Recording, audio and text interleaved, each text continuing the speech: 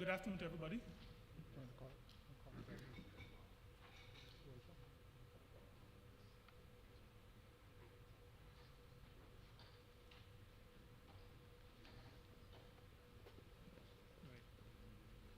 Just want to make sure that we're all in place. There are a couple of people who indicated that traffic has kept them back a bit, but we are going to go ahead and begin.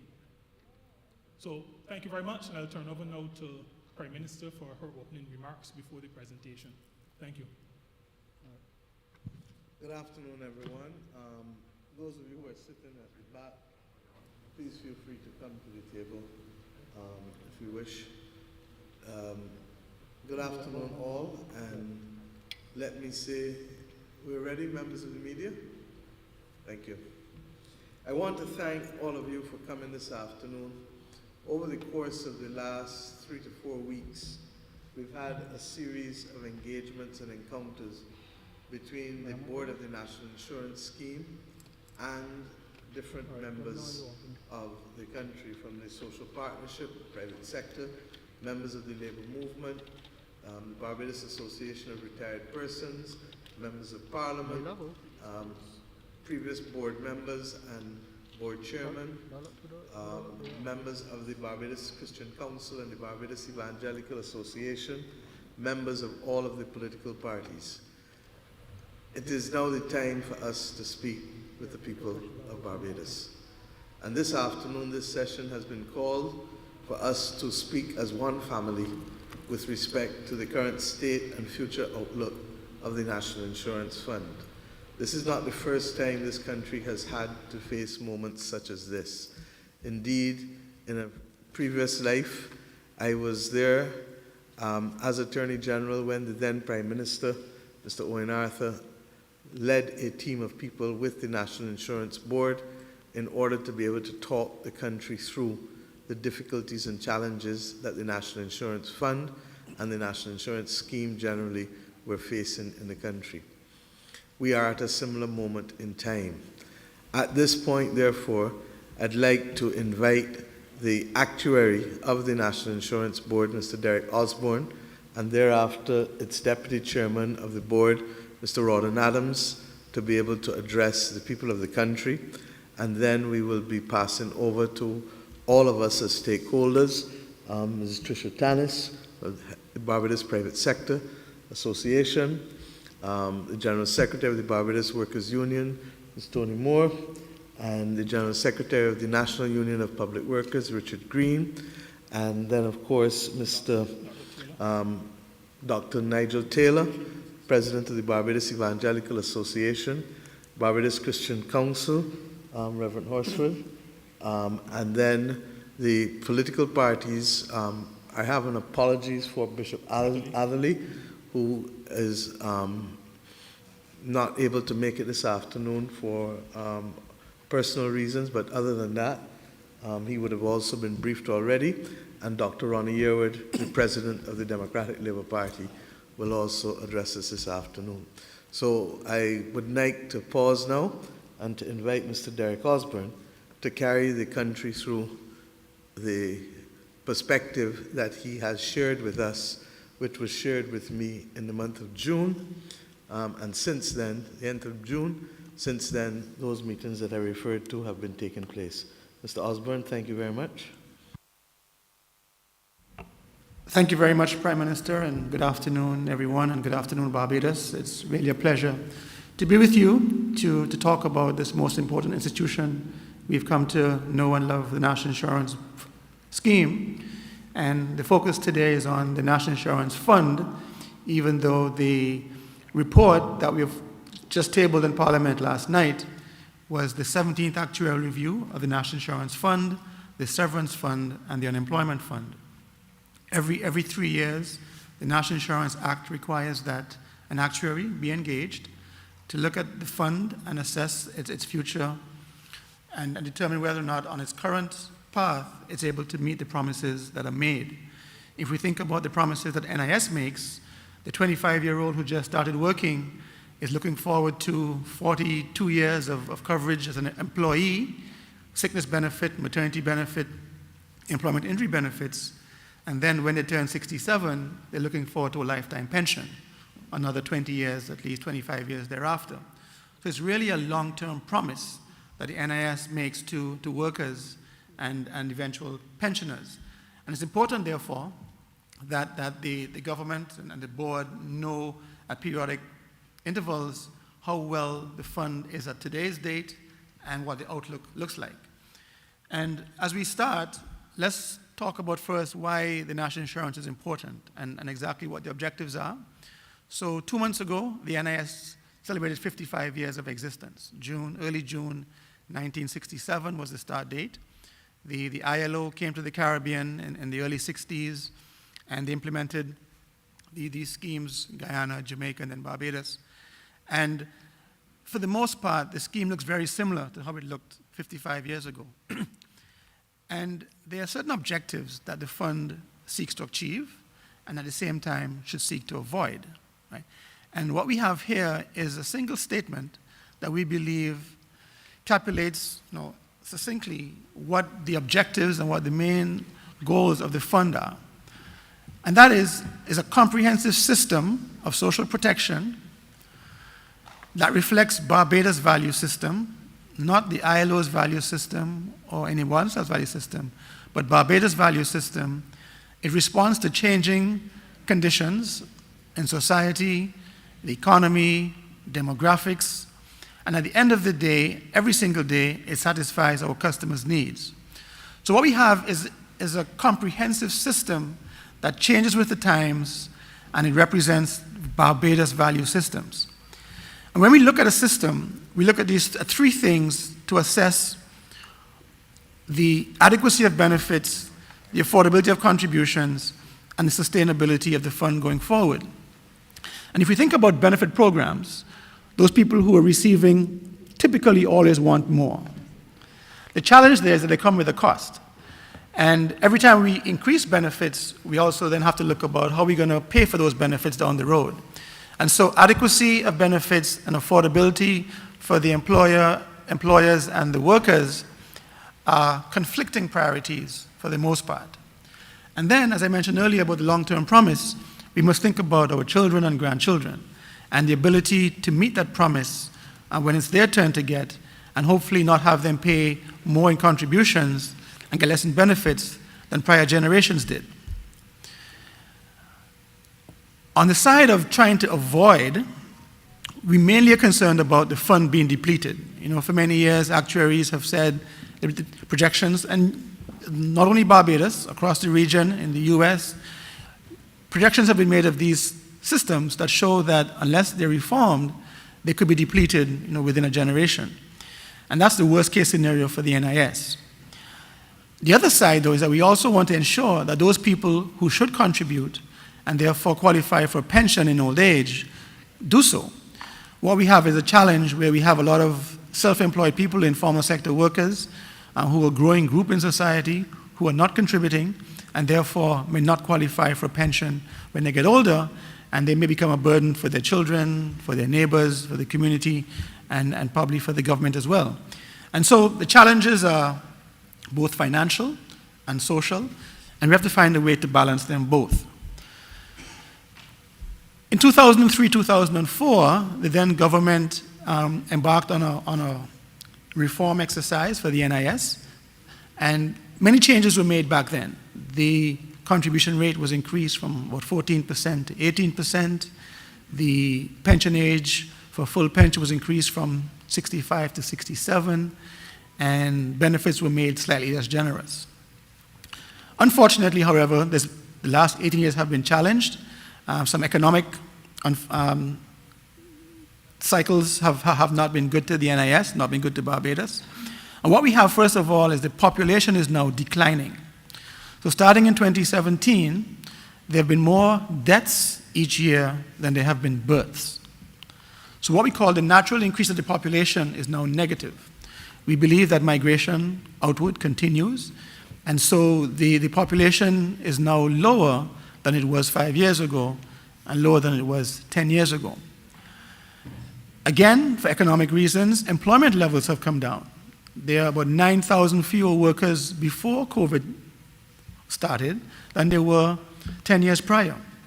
Right? So we have declining populations, declining employment base. The economy over the last 13 years, 9 of those 13 years saw negative growth. Average real GDP growth in that period was barely positive over the entire period. And in tune, so as the economy has not grown with more labor and higher wages, we see that the number of employed persons, based on the surveys done by the Statistical Service Department, and then NIS compliance and the contributions to NIS, we see declining in both of those areas. We also had debt restructuring.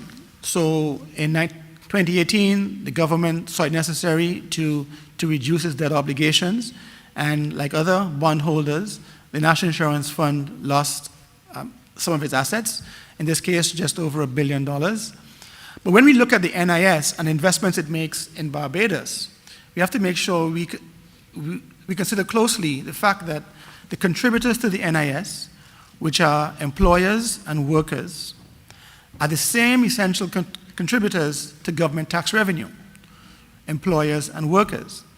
And so when government decided to have a haircut on its bonds and the NIS lost $1 billion, yes, NIS books, the assets were reduced by $1 billion, but government's obligation to NIS also was reduced by $1 billion. And in so doing, future taxpayers were saved $1 billion. And so while debt restructuring may look as if it made NIS a lot weaker, that is not the case, because the same group who would have been called upon to make higher contributions would have been called upon to pay higher taxes. So it's really a net wash for the most part for Barbados. And as we'll see later on, the change in the debt restructuring only had a 3-year effect on the year that the NIS fund would have been projected to be depleted had debt restructuring not occurred. And I'll discuss that a little later. COVID-19, we all know in 2020, affected labor, and therefore contribution income was down. No benefits on the National Insurance Fund were affected. All of the increase in benefits were on the unemployment fund, which paid out over $150 million in the year and a half during COVID. That fund is back on good footing. Money was borrowed from the National Insurance Fund to be repaid, and also government will be recapitalizing that fund over a period of 3 years. Self-employed, we mentioned, we know there's a growing group of informal sector workers. We see them as on the vendors, we see them in different walks of life. Some of them we see, some of them we don't see. Many of them are working from home on their laptops and providing services both locally and internationally. And again, we're only capturing 1 of every 8. It's a challenge for the fund because the base is shrinking, but also a challenge for them because they won't have a pension when it's their turn to retire and stop earning from their jobs. And finally, the NIS as an organization has faced some challenges in the last few years with their systems and their delivery of service, and also the ability to produce annual audit statements on time.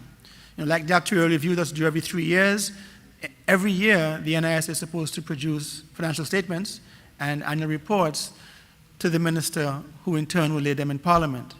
These are delayed, and the good news is that there's work been done to get these completed soon and tabled in Parliament soon as well.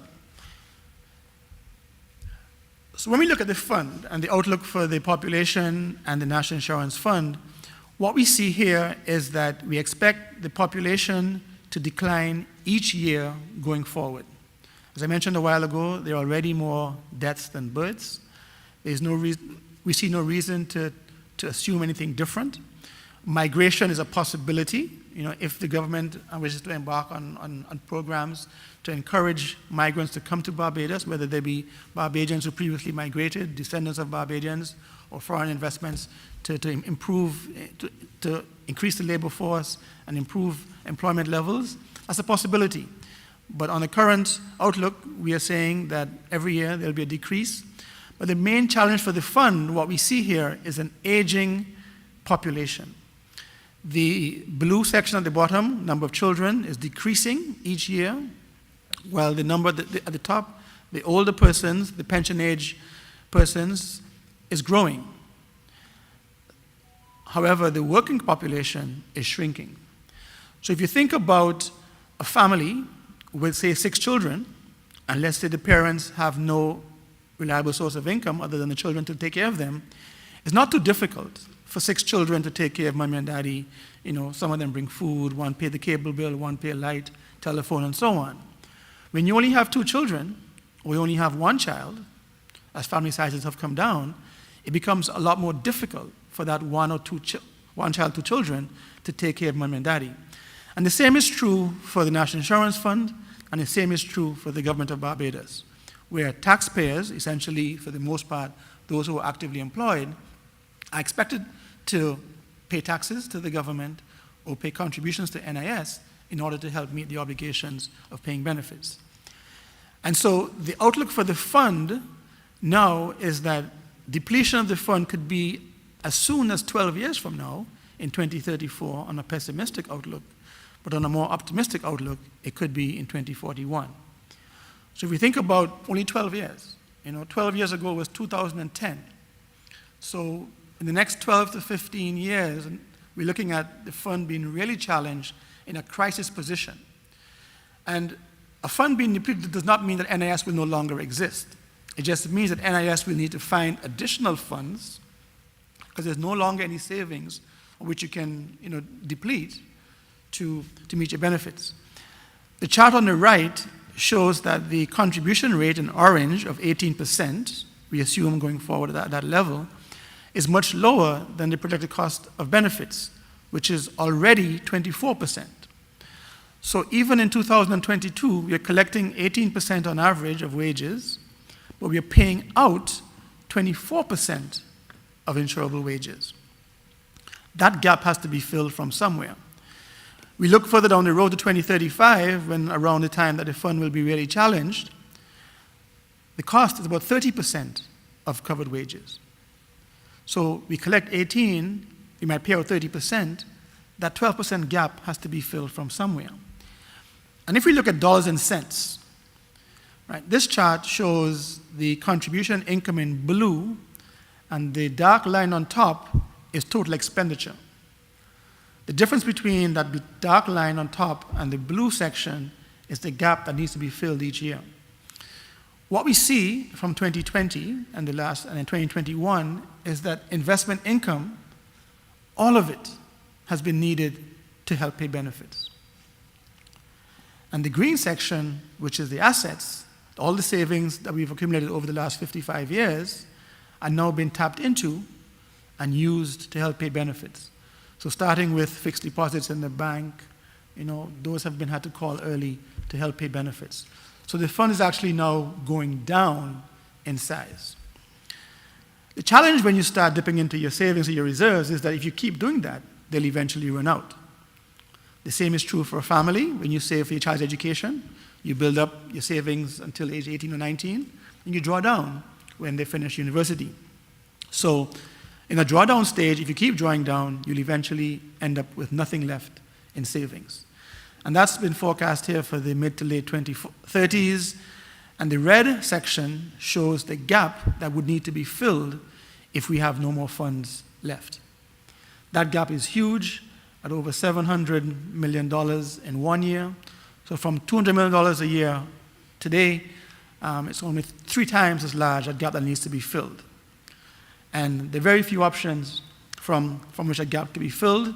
And so the challenge right now is to find the most suitable solution to minimize the growth in that gap and find a way to make sure that we make the fund sustainable going forward.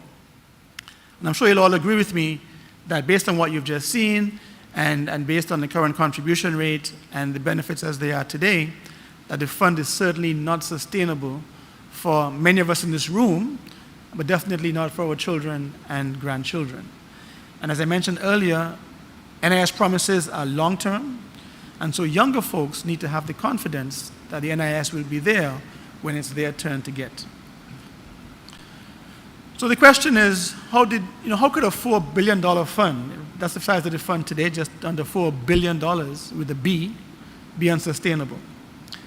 And the first reason is demographics, right? Most of us in this room have no control over that. And the fertility rates came down back in the 60s. Families became smaller and smaller. So what we have in the last 18 years from the last pension reform is a reduction in the number of people paying in versus the number who are taking out. So back in 2004, there were 3.6 people paying in for every one pensioner. Now it's 2.4 and shrinking every year. And the outlook is that it will be 1.8 in 2040 and down to 1.7 in 2060. Right? And again, the example I gave earlier about the family size, it becomes more difficult to take care of those who you're trying to support when you have smaller families or smaller generations of contributors.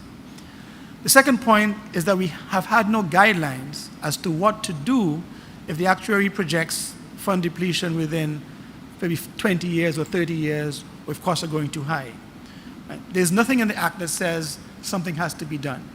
And so hopefully after this round of discussions, we can find some hard written triggers or some objectives that are going to be there for future governments to look at.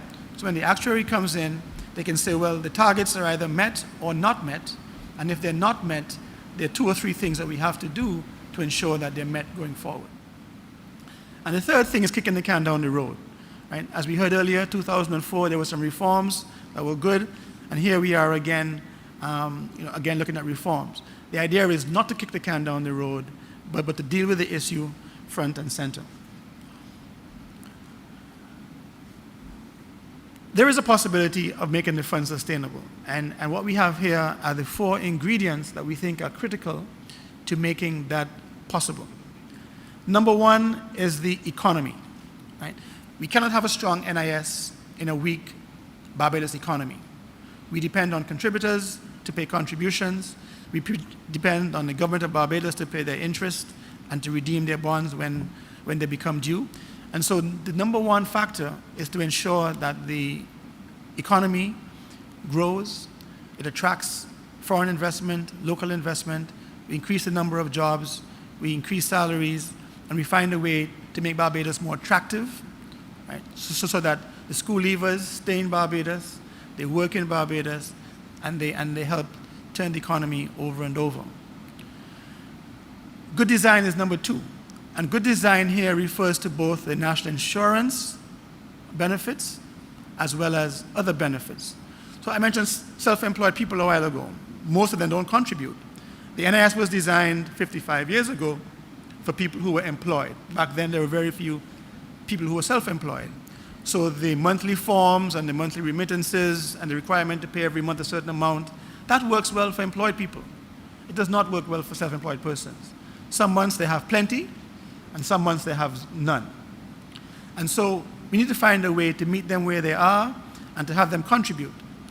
We also should ensure that those people who require government permission, a license to either drive their ZR van or to practice as a lawyer or a doctor, all arms of government should be complied with first before those licenses are issued. Right? We should not have people able to conduct their trade with a government permit without having NIS being compliant. And so it would mean that the arms of government would all speak together, and that's where number 3 comes in. Excuse me.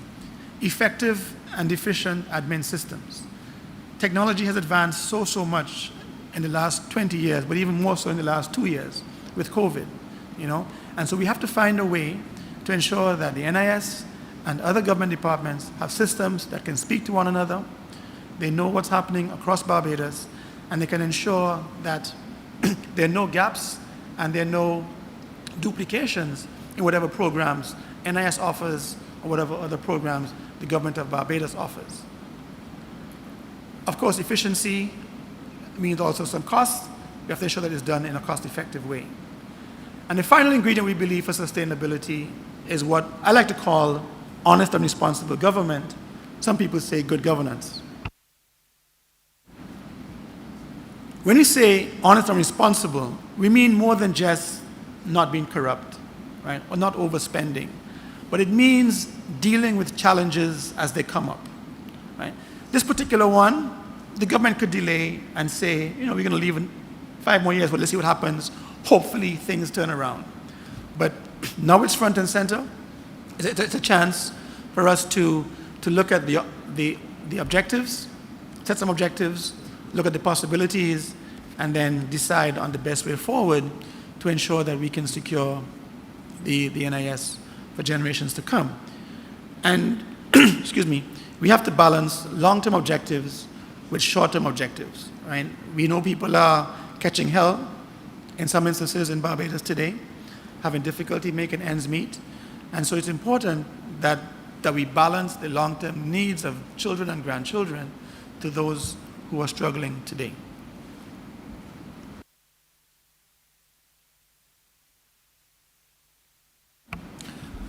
So this chart shows the options that we have. And if you think about your own family, and you think about the options you have when you have a financial challenge, there are really only two things that you can do.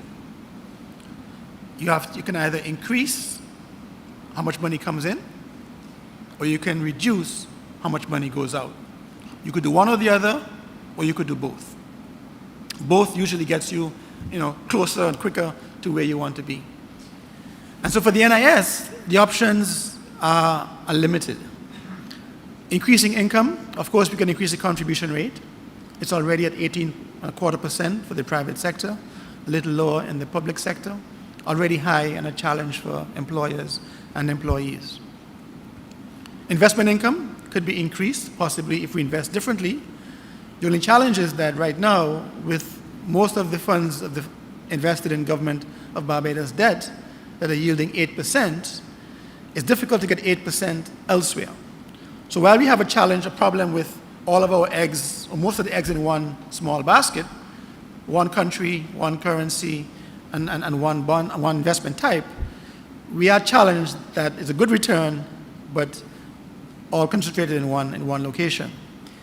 The final option is an injection from government, right? So remember the gap we saw earlier. If we can't fill the gap with contributions, then the next backstop is the government. But we have to remember that the government of Barbados only gets its money from one place, and that's taxpayers. And the biggest taxpaying group are the employers and the individuals who pay NS contributions. So whether you call it a higher contribution or higher tax that goes towards NIS, it's almost the same people who are going to feel that burden down the road. So that, on the benefit side, there are three main options, and I'll start at the bottom. One is smaller cost of living adjustments. So every year, the NIS looks at inflation and looks at the wage index, and we determine what the adjustment in January will be for pensions. Right? And the idea is to allow the pensioner to maintain their standard of living that they had when they first got their pension. They could buy the same amount of bread and corned beef and sardines that they could have bought the year before. One option could be to have the burden fully shared by the young and the old. So pensioners could get a smaller increase than inflation may justify. For those who are working and looking forward to a pension, the pension could start later. Right? Some now go at 60, most go at 67, maybe become 68. Maybe we eliminate the age 60 opportunity and make the first age 65. Right? So there's some options within that we can look at. The one where we have the most room to look at and consider different options is to make the average new pension smaller. Right? So again, if the objective is to reduce costs over the future, the one way we have to do it is to reduce the average pension that the cohort of people retiring in a certain year receive. Now, it doesn't mean that everybody must get less. I think we have to make sure we remember that. There are ways of reducing the overall average by not having everybody get less. So we have to consider the most vulnerable, the ones at the lower income spectrum, and the minimum pension is that safety net that they now have to ensure that they get that minimum amount every month. So we can look at different structures. As I said, 55 years ago, what we have in place today is a defined benefit structure. Other countries have done reforms well ahead of us.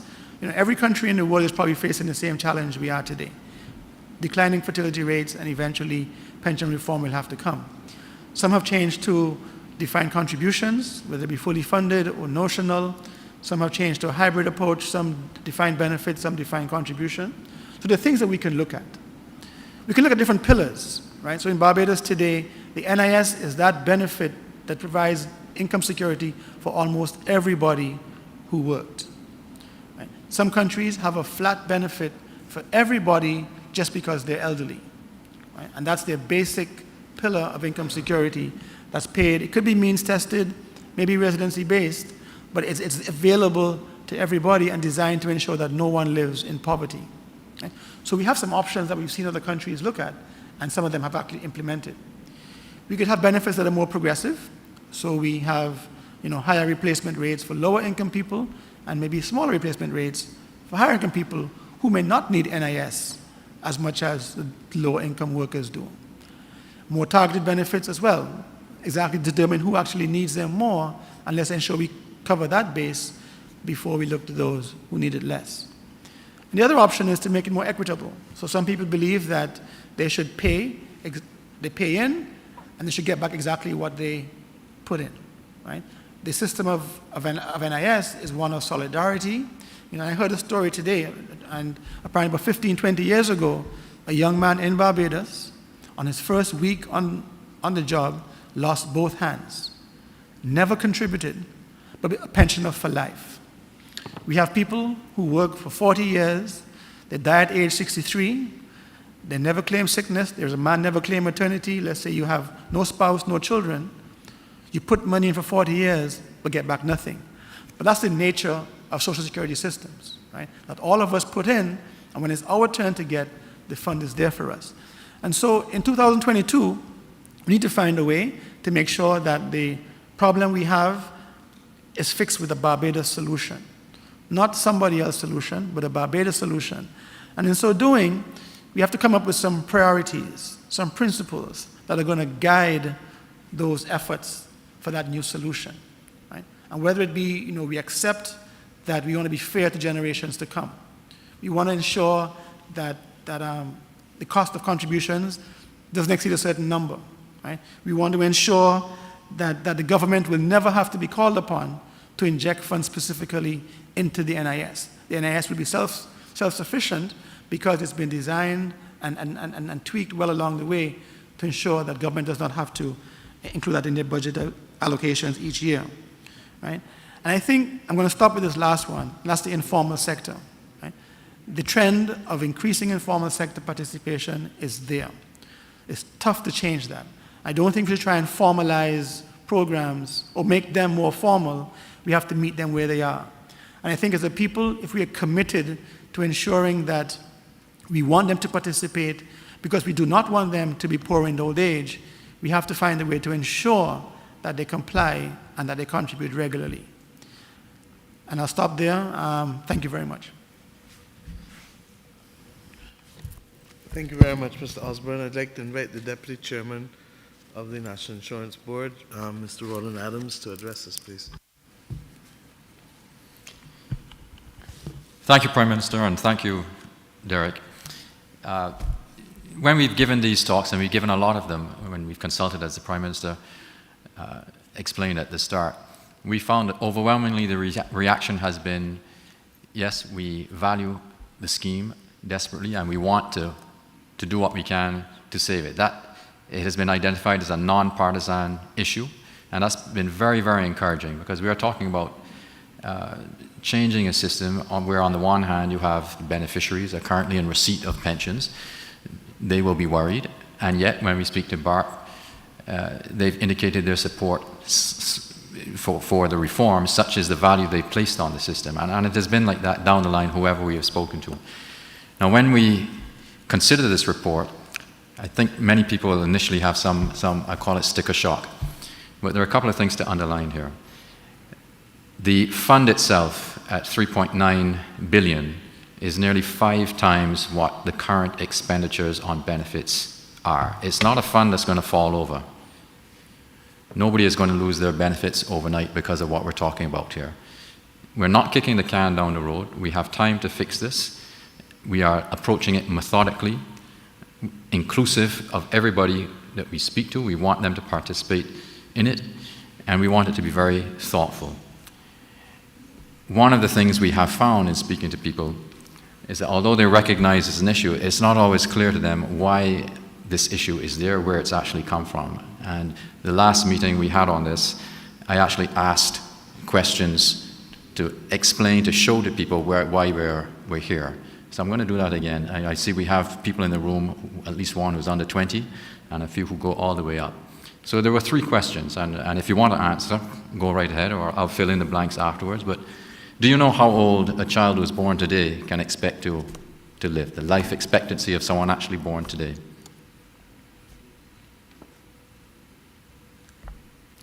Right? I heard someone whisper something over there. Of a Barbadian. Yeah, talking only about Barbadians. Well, it's about 80. It's a little under 80. That's average. Women tend to survive a little bit longer than men, but on average it's about 80. Now, in 1967, when this scheme was put together, the same number was about 67. So there's a progress in life expectancy that has implications for the benefits. People live longer, they draw their benefits longer, and those benefits are fixed. Okay? And the second question related to the number of children that, on average, a woman has today, as compared to 1967. I see fingers going up. 2 signs there, 1 and then 2, average of 1.5. Well, it's about 1.7, a little under 1.7. Do you know what the number was in 1967? Almost. It was just a shade under 4. All right, so as Derek explained, the population is declining, but more important for the purposes of this scheme, the people who contribute to it, the working population, is also declining. So on the one hand, you have an aging population drawing benefits for longer, financed by a shrinking working population. Okay?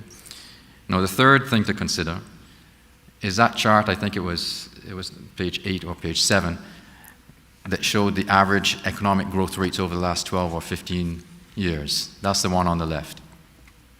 If you average that out, and it's hard to do it visually, have a guess at what the economic growth rate, the GDP, has been over that period or thereabouts. It's not a lot, right? There are a lot of negative bars in there. Well, ignoring the pandemic if you want to, but if you take out the outliers, average growth has been about 0.5 to 0.7% over that period. Now in 1967, in that decade, annual average growth was almost 7%. Okay? So add that in there. We had a situation in 1967 which predated what's called a demographic dividend. We had a strong and growing working population contributing to this fund. We didn't have that many retirees, and it was fueled by an economy that was really powering ahead. We don't have any of those at the moment. So I say all of that to say that when we have spoken to different groups, everyone is aware of operational improvements that can and do need to be made. We spoke with the staff at the NIS this morning. They have so much knowledge that we have to harness to global benchmarks of people who do it best. How can we make it fit a Barbadian solution? That we know we can make a lot of progress there. But the fundamental issue here is structural. We can make all the operational improvements we wish, but unless we change something to increase those who are contributing and look potentially at how we can make sure that benefits don't run ahead of our capacity to pay them, we're not going to fix this. Okay? Now, this report, as I mentioned, gives us, there's a chart also showing the time to depletion, and it's 12 to 19 years from now. It is important when we look at this to realize this is not a prediction.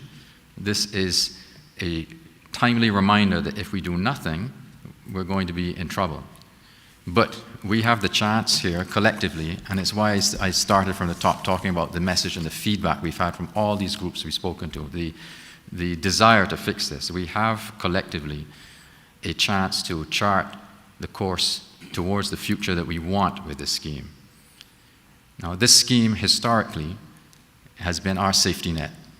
In some ways, it's underwritten, it's literally provided the insurance that if something went wrong, we didn't leave anybody behind. Nobody fell between the gaps. And it's been there whether times have been good times or bad times. And we've just gone through some pretty bad times. And the fund played an important role there in helping people out and ensuring that they weren't absolutely crushed by the economic standstill that COVID brought us to. So to me, the fund is an essential component of who we are. But also it's played its role in the past. One of the examples I gave was the United Nations Human Development Index. I can remember as a university student picking up that publication for the first time, seeing Barbados ranked number 1 amongst all developing nations in the world and ahead of some that were considered developed. And first of all, being surprised, I had no idea we were that good compared to the rest of the world. And this has been an essential part of why we were that good. So it is not just something we can say, let's abandon it. It's been a part of who we are and how we got here, and we have to do something, the necessary things to save it. Now, as Derek said, a strong Barbados, and that's a summary of the last paragraph, if you like. A strong Barbados requires a strong NIS. I don't believe, and I don't think any of the groups we've spoken to truly believe when they look at it, that we can have one without the other. So we've already, besides speaking to people, we've already started to make sure that our process, as I mentioned earlier, truly is methodical, thoughtful, and inclusive.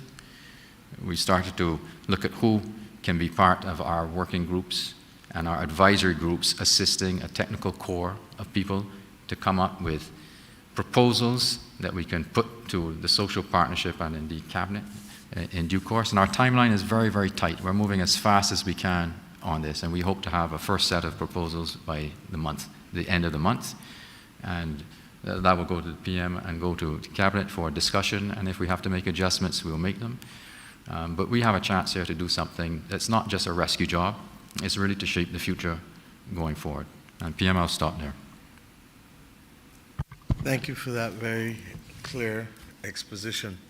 At this stage, I think all Barbadians know that in these matters, this government has been very clear that we are one nation, and therefore there are decisions that go beyond government alone.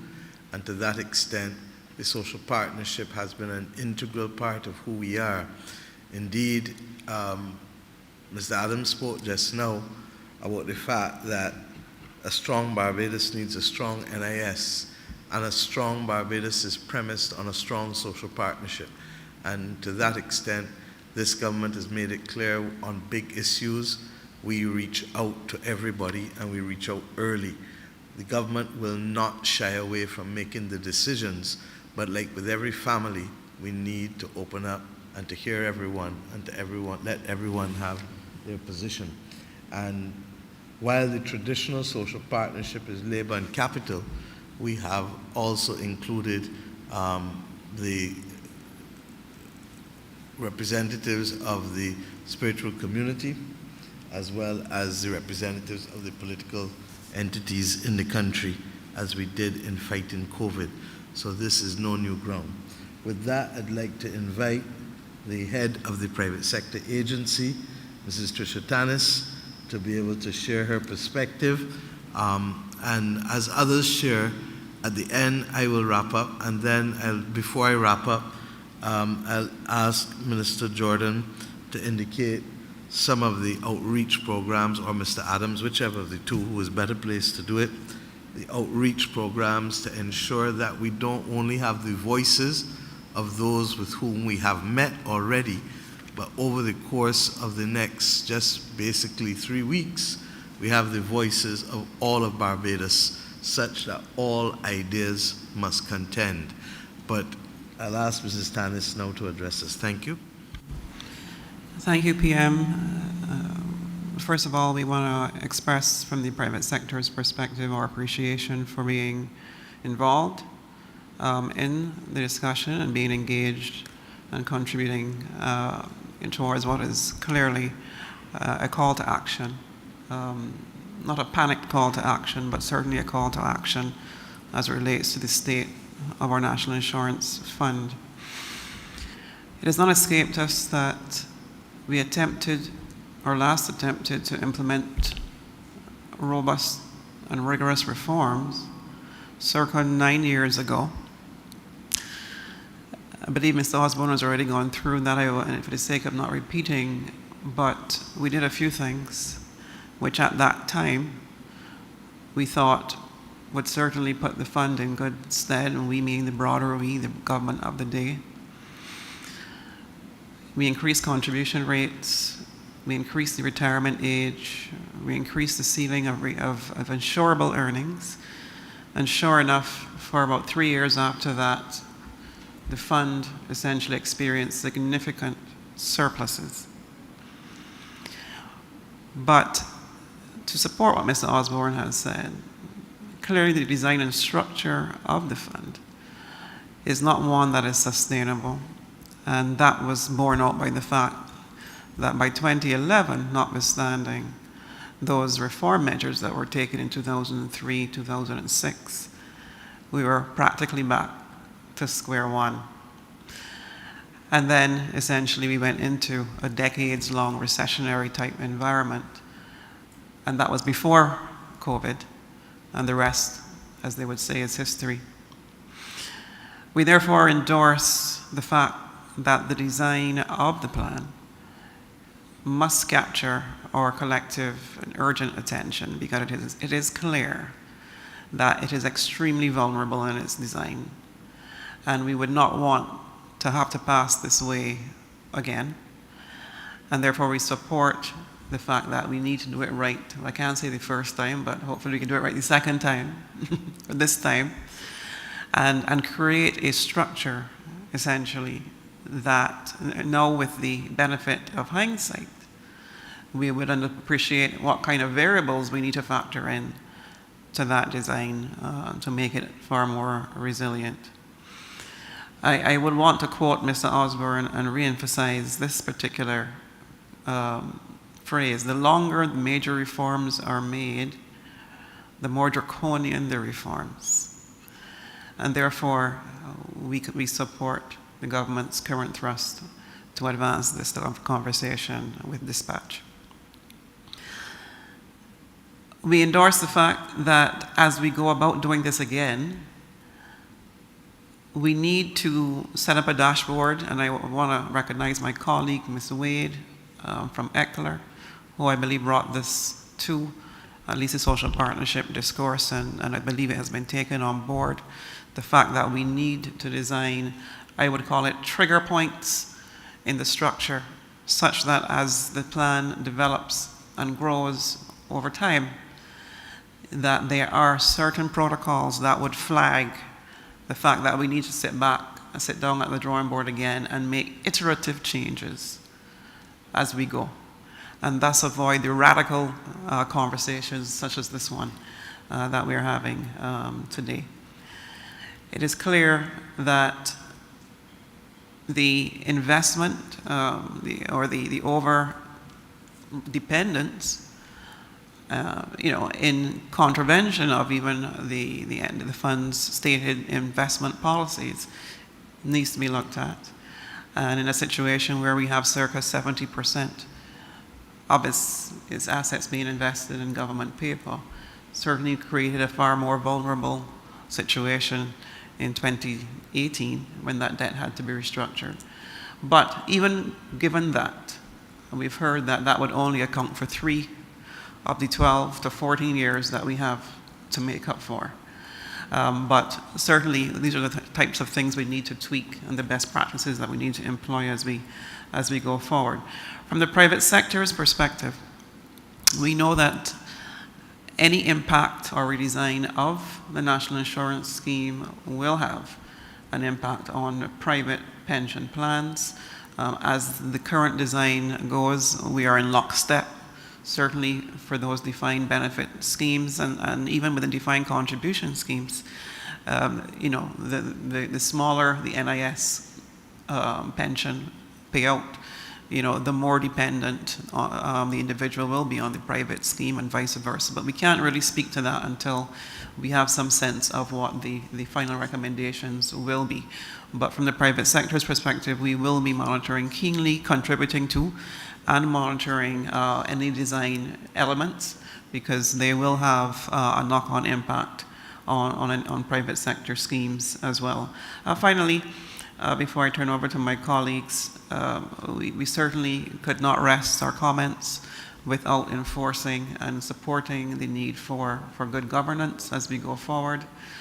We are aware that we are potentially transitioning, we will transition. The government has stated its intention to transition to a state-owned enterprise.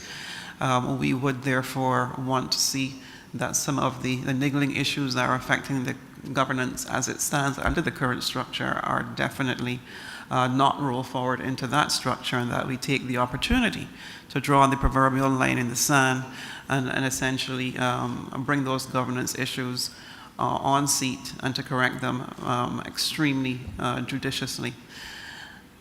Of course, I could not rest my comments without once again making a plug for a look at how we incentivize or re-incentivize the involvement in private pension schemes once more through fiscal incentives or through other means, because what is clear is that beyond the conversation on national insurance funding is that we need to have a broader national conversation on pension reform as well, and essentially it needs to form part of the financial literacy that we speak of. We need to be able to prepare our population for preparing for this time in their lives. And I think essentially we need to continue to engage at this level. And at this point, I will rest with thanks again for being able to participate here this afternoon. Thank you very much for those comments, and I can't agree with you more than on the issue of the broader discussion on national pension reform beyond even the NIS as we go forward. I'd like to invite now Mr. Richard Green to speak from the National Union of Public Workers, and then thereafter Ms. Tony Moore.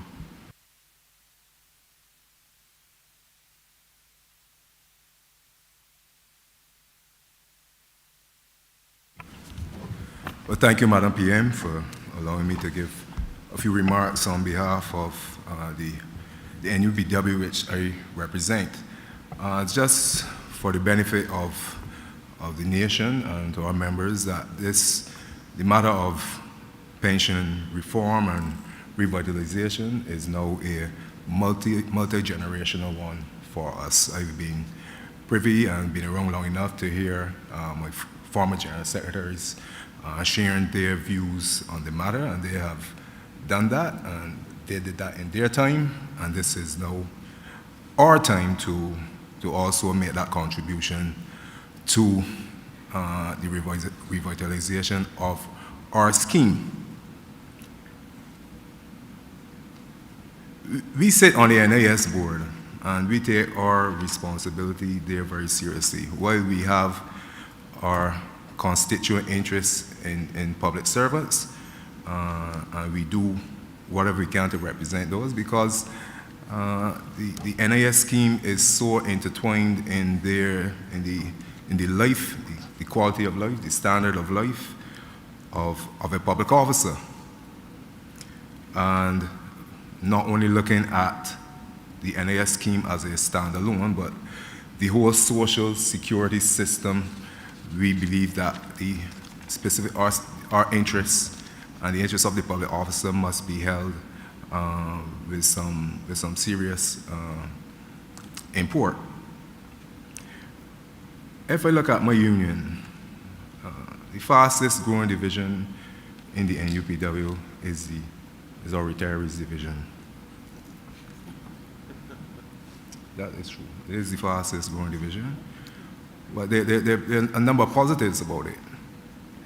It tells us that our members are living longer, they're living healthier, they believe in lifelong membership with the union, they participate, they're engaged. What our members need is a reliable, a sustainable, and a stable NIS fund, and a total, and that being part of the total social security platform. Our beneficiaries need to feel confident that in their time of need, the NIS will be there for them and be there for the children as well. So we support the sustainable development of the society and the economy to make this economy stronger, to make the NAS stronger, and of course, for greater prosperity and security for our constituents and the society as a whole. We want to see an NAS that meets the expectations of the present and the future generations, and maintaining the Bajan way of life and the quality of life that we've come to enjoy and to expect. Of course, we will put what we consider measures that we think can assist in making the transition that much easier. And of course, we're going to be looking at options based on flexibility, whether it's compulsory or voluntary options, but making sure, and I want to make it very, very clear, that we make sure that we support full compliance of all persons who should be contributing to the fund. And of course, we'll be doing our utmost, because we have recognized within our union that the whole concept of retirement has to change. Too many times we hear people talking about, I'm going to get my pension and go home and relax. That will not apply for many of us anymore. There needs to be a comprehensive review of what we consider retirement, because we don't want our members, we don't want our constituents to go away with having a result of a lower expectation when they reach that time of retirement, whatever it is then. So I just want to pledge from our end, the National Union of Public Workers, that we will continue to support the efforts to make this scheme a viable one, and to give as much support to all efforts and all the stakeholders to make sure that we have a plan that is worthy. Thank you. Thank you very much, sir. Ms. Moore? Thank you. Everyone in the room, I believe by now, has acknowledged and recognized that Barbados has enjoyed a long tradition of national insurance, therefore a long tradition of social protection. The national insurance is almost as old as this country is independent, being formed just within a year of independence. And the fact that we are discussing this and the need for reform, and as my counterpart in the private sector has said again, and the fact that we are in a crisis and have to be considering reform to the national insurance as a whole is not anything that should strike us as peculiar, because indeed in this country our history has shown us that times of crises have laid bare and emphasized the need for changes to be made. It was in the early 1980s, around 81, that the crisis of that time caused us to recognize the need for amendments to the national insurance in the form of an unemployment insurance that the BWU advocated for, along with other unions, in the same way that we had advocated for workmen's compensation. So the fact that we are in crisis where there may be the consideration by many, there are many other immediate issues that we should be concerned with. It is remarkable for us that our country is one that is exemplar, not waiting until a situation inflates out of our control, where the responses are not responses that we can shape, but we are taking action to ensure that changes can be implemented and be graduated in a way that the equity that everyone has spoken about that is so necessary now is achieved. The presentations that we have received shows, for instance, that if action is not taken, well, we are hearing that the fund will not fold up now. But it means that people like me, though, compromise, because at the tender age of 46, I'm hearing almost, that'll be Friday for all those who want to bring gifts.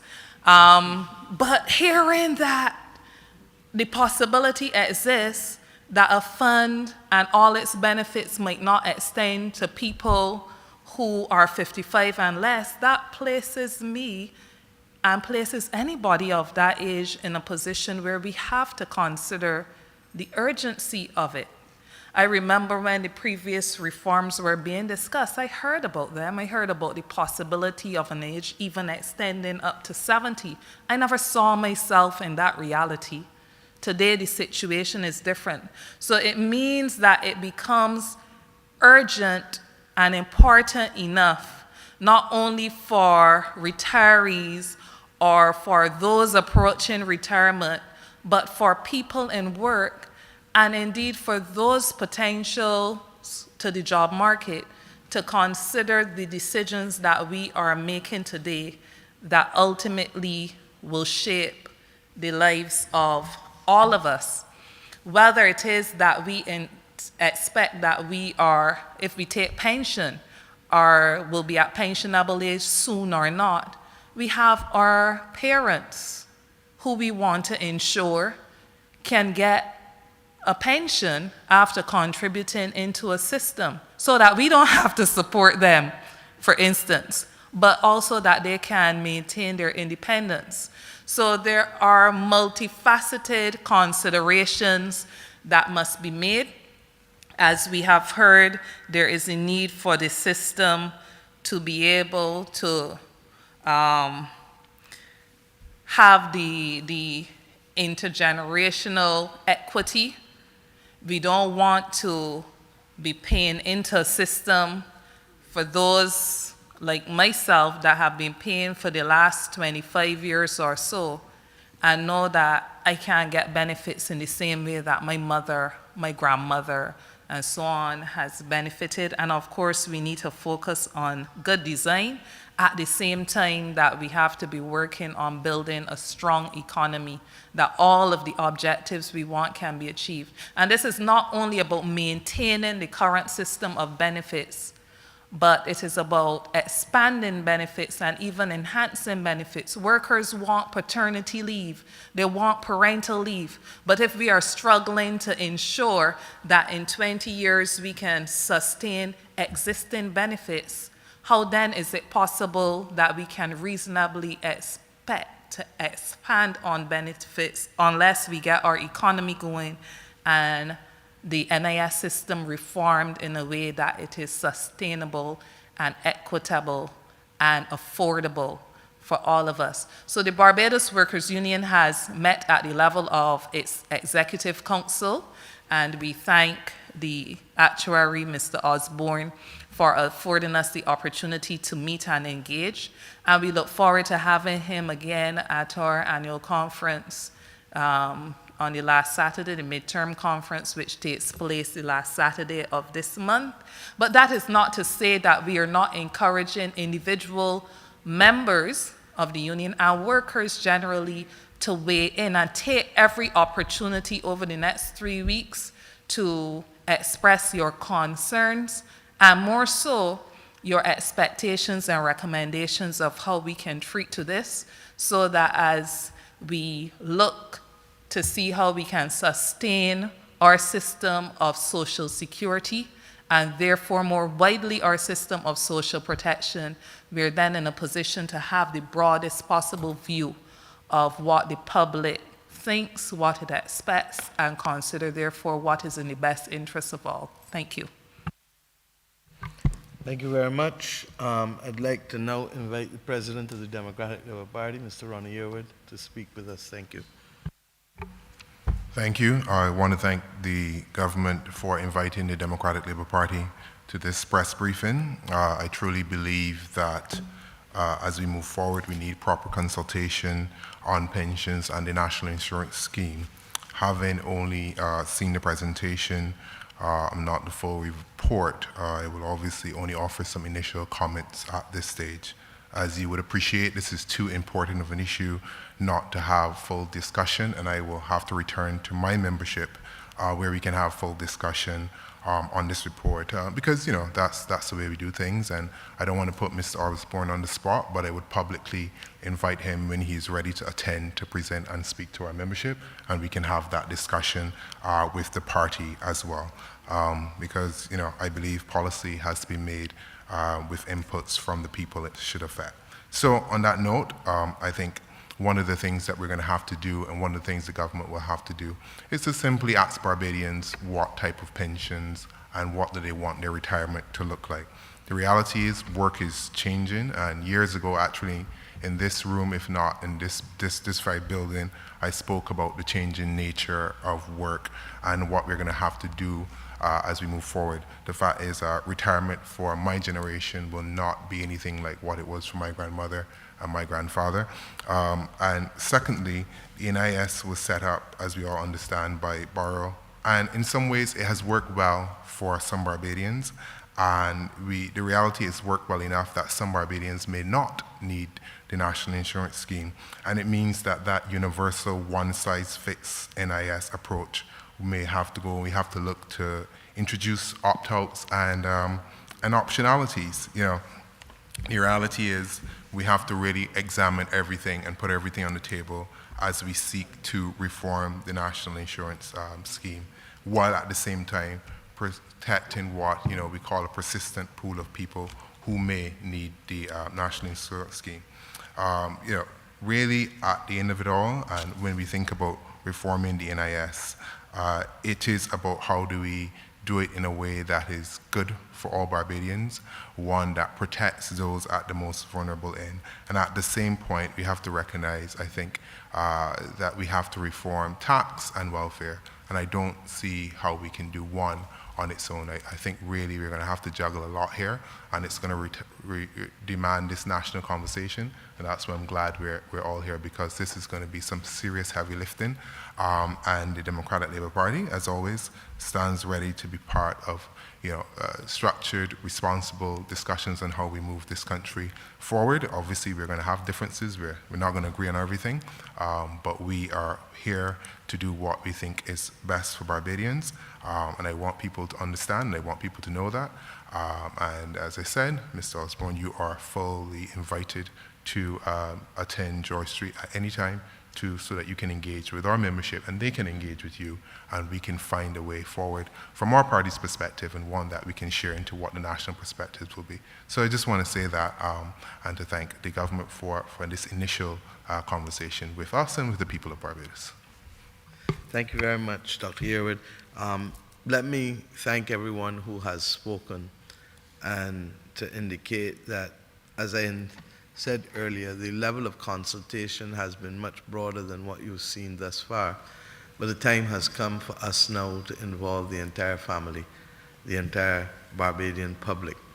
And there are a couple of things that I'd like to reinforce at the outset. One, we are not in crisis, but we want to avoid a crisis 15 years from now. That is therefore going to mean that those of us who have the responsibility for taking decisions can do so at the earliest possible opportunity. There are countries in the Caribbean that are 5-6 years away from the moment that we are talking about. We don't want that to happen to us, because if that happens to us, it means, like with everything, and we know it in terms of medical decisions in our own lives, the longer we leave something to fix it, the more we are at risk of it being fatal to us. Whether it is diabetes and cutting off a toe as opposed to a foot from the knee down, or worse still, sepsis in this blood system. So early, timely intervention is critical. Secondly, that this is about the country. It's not about the government. It's not about any party. It's not even about the NIS alone as an institution. It is about the people of Barbados. And to that extent, a strong Barbados, as you heard, requires a strong system of solidarity. And the National Insurance Scheme is, for us, that system of solidarity. It is ironic, and most Barbadians will not know this, but you heard Mr. Osborne say so at the beginning, that it was the International Labour Organization that came through the region in the 1960s and that did the work to prepare our individual countries to put systems in place for Social Security. We may think that we are worse off than most, but we're not. But that doesn't mean that we don't have to take timely action. The United States of America has a situation where their government is literally contributing every single year to keeping their Social Security system afloat. And the numbers for that is about 0.7% of GDP. If I were to equate that to Barbados, it would mean that we would be putting in, at the moment, about $75 million a year in order to keep the National Insurance Scheme afloat. We are not doing that, nor are we there. And we don't want ever to be there, hence these early discussions. By extension, I want to reinforce that the National Insurance Scheme is in a position to satisfy all claims that are made legitimately on it today. And therefore, this meeting, these conversations have nothing at all to do with it. But all of us know that you want to make sure that if ever there are rainy days again, and God knows that we just went through a series of rainy days with this COVID-19 pandemic, and had the National Insurance Scheme not been there to get tens of thousands of Barbadian families through this moment that we were going through, God knows where we would be today. So I want us to say that we could not want to have this discussion against a better background than the last few years. And to that extent, those of us, especially those of you with children, need to understand, or those of us who are under the age of 55 or 50, depending, because there's no exact science, as Mr. Osborne said, but as you heard from the General Secretary, those who are younger really have to contemplate how and what we're going to do. Mrs. Tannis made it clear, and I echoed her remarks, that Barbados needs to address reform generally of pensions and not just of the National Insurance Scheme. As you know, in March of this year, the government took the decision to also address the issue of pensions in the public service. And while it is never easy to deliver news of reform, the reality is that if we want to make sure that we don't topple over as a country and as a government, then we need to make these decisions, and we have done so in a way that we believe to be least harmful and least hurtful, because it relates to new people coming in and not adjustments to existing population. I want to ask Mr. Osborne to bring back up a slide for us, please, because when we see those numbers, we will better understand why I am where we are. And we'll go back to the one before, please. I want the whole of Barbados to see this slide, because the line going across in black, or navy blue, is Barbados. In 1950, Barbados had just over 200,000 people. Bahamas and Belize had less than 100,000 people. In fact, I think they were around 80,000, both of them.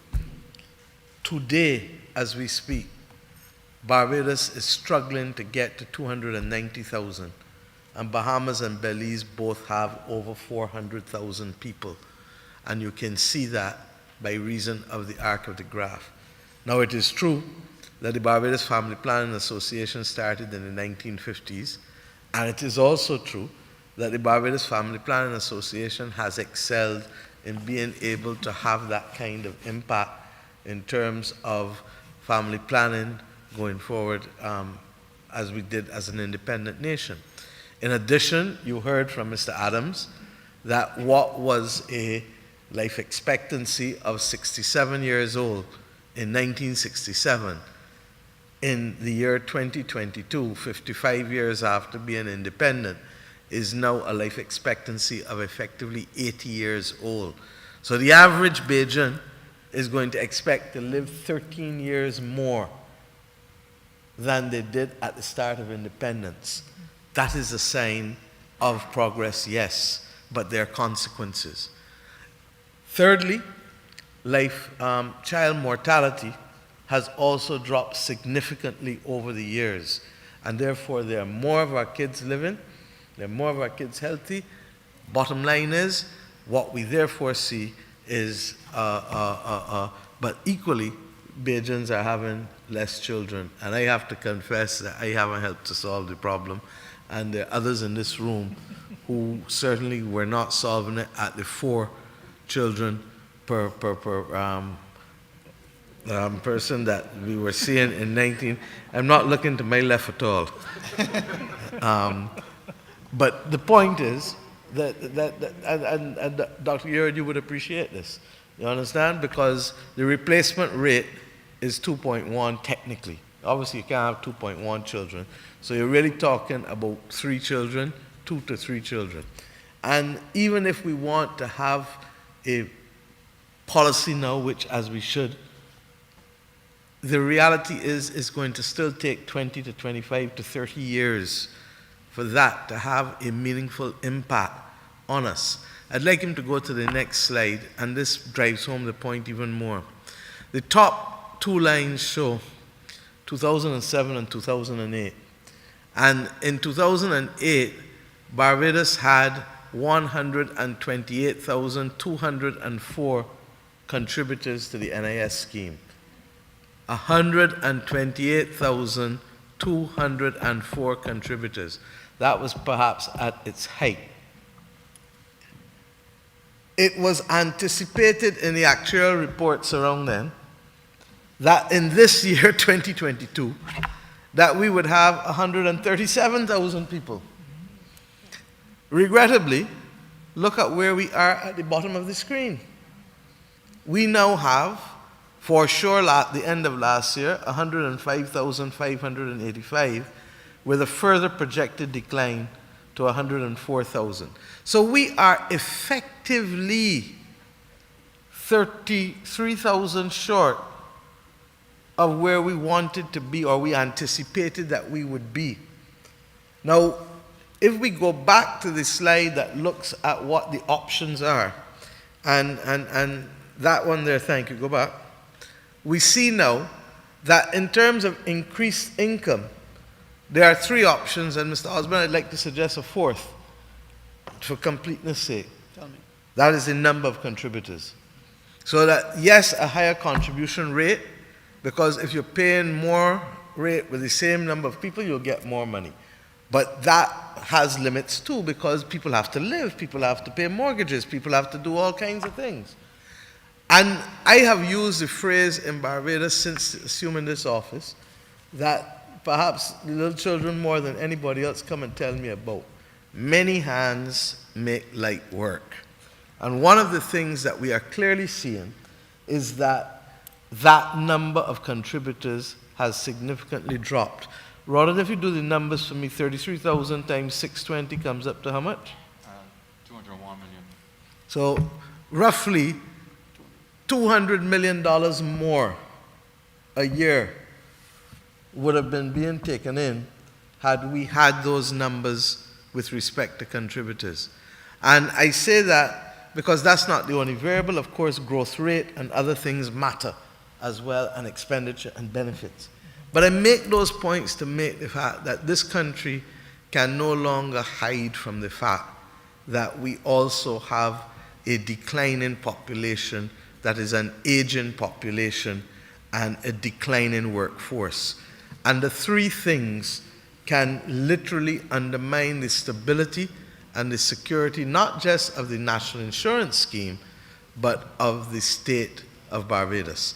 And therefore, this discussion is timely. There is also coming before Parliament, and Cabinet shortly, the National Commission on Population's report. We set up a National Commission on Population when coming to office. Once Cabinet reviews that in the next week or 2, that will also be made available to all of the social partners, and Dr. Yearwood.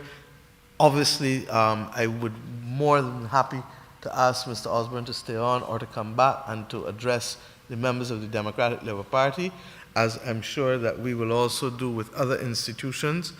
I've heard the Barbados Workers Union also make the same point, and the Barbados Labour Party and others will also be doing the same thing. This is a time for family conversation. And the family conversation means that as we go forward, people will have views, and all views must contend. Some may be those that people have said already, and there's some, we know that the problems are structural, but there is still a valid place for talking about compliance. There's still a valid place for talking about accountability.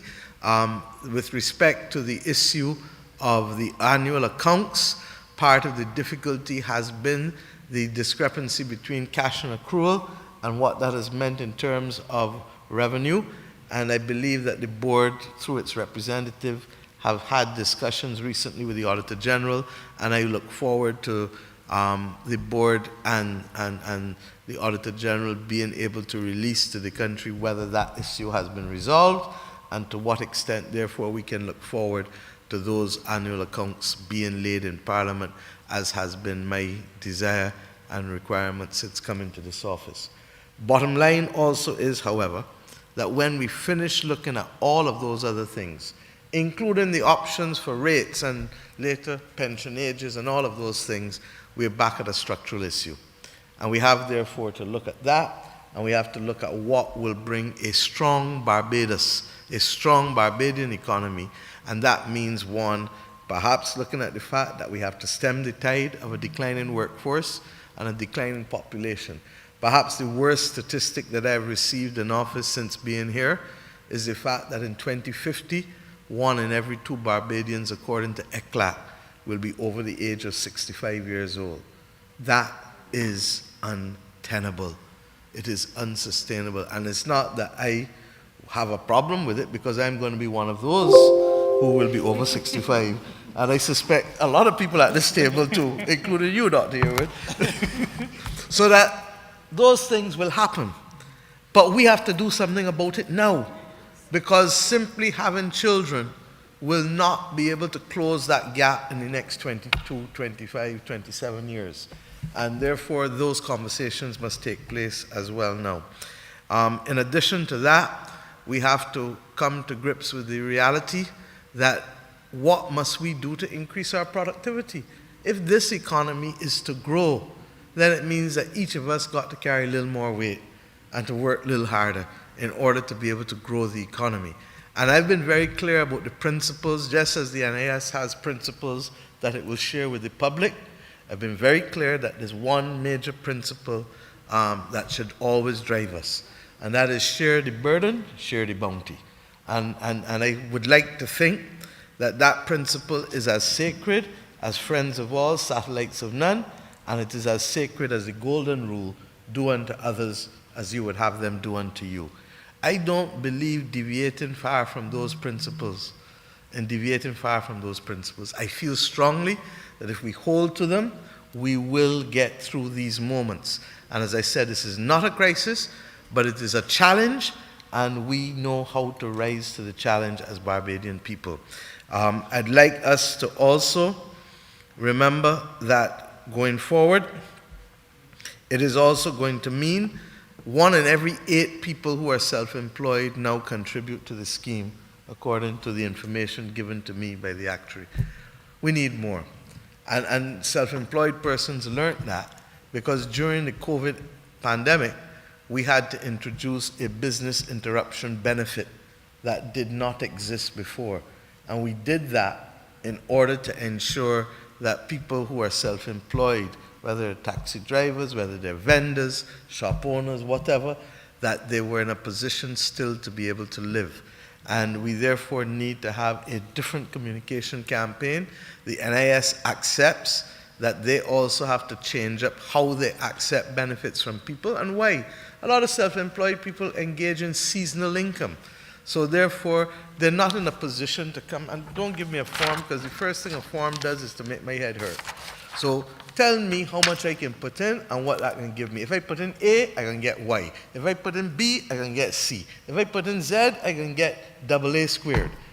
Tell us and just let people pick, just like how they go and pick on a menu. You go in a restaurant, I want that, I want this, I want that. This is what I can pay for. And the ability to take lump sum payments periodically must be a feature of the scheme. There is too much access to technology now as well for us not to be processing more efficiently claims from persons. But I also want to make another point with respect to how we use the benefits.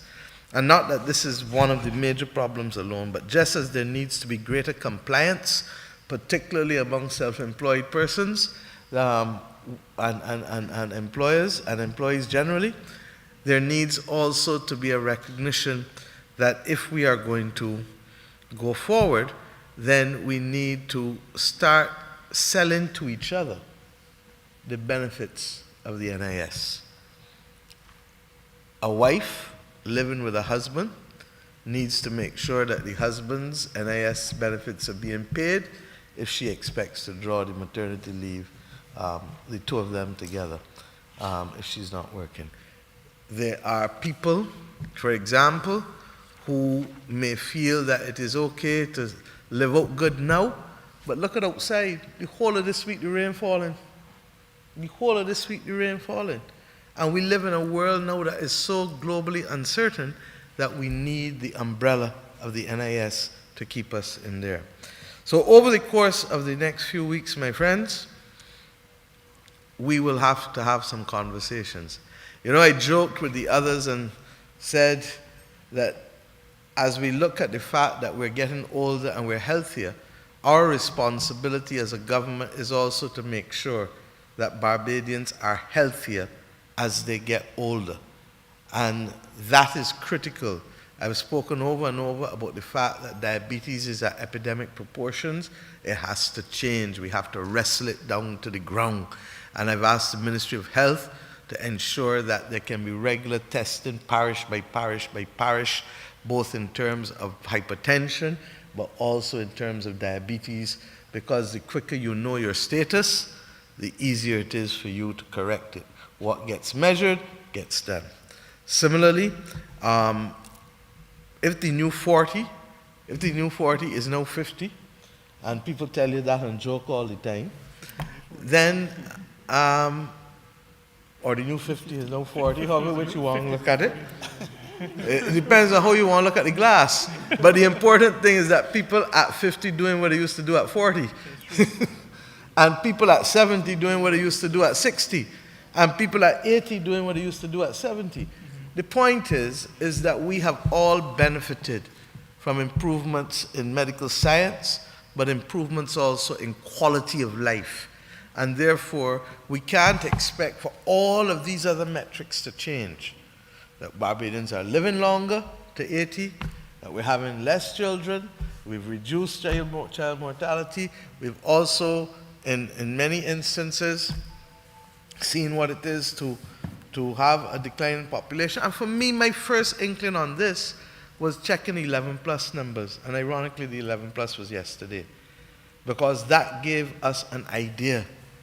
When I was Minister of Education, the numbers of persons taking the 11 plus were just over 4,000. Yesterday, I think we did good to reach 3,200. It is real. I'm going to ask Minister Jordan to just share with us the opportunities for Barbadians to get fully engaged in this conversation in the next 3 weeks. This is our country. This is our future. And I'm asking Barbadians to step up to the plate and let us hear what people feel and the combinations and permutations that may well be there in terms of pensions and pension age, in terms of amount, in terms of contribution rates, in terms of having more people contributing to general compliance, in terms of looking at population issues. So whatever it is, let us put all issues out there and let us have that family conversation.